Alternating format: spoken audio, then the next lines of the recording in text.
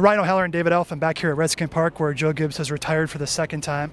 The press conference was 54 minutes. A lot of things were said, a lot of conjecture. What were some of the things that weren't said? Some of the things that weren't said were any endorsement at all of Greg Williams, who all the players have come out and endorsed, a lot of them without even being asked. They'll say Greg Williams. That includes guys on the offensive side of the ball, which I've been impressed by. They really feel like he's been their motivator all along.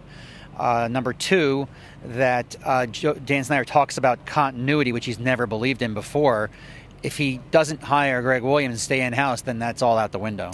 Yeah, for the first time in this organization since I've been observing it is, there's a steadiness and a consistency, and I think if you bring somebody in who will bring in 20 new assistants, you're taking several steps backward. I thought Dan Snyder missed an opportunity to say that Greg Williams has proven he deserves consideration, and I think he still should get the job, but obviously Dan doesn't do things the easy way a lot of times. Here's the other thing. Remember back to 15 years ago, Joe Gibbs leaves after a playoff season when they went 9-7, and they hired the defensive coordinator right away. It was a disaster. Maybe that's in Dan Snyder's mind. I was in high school 15 years ago. I heard that.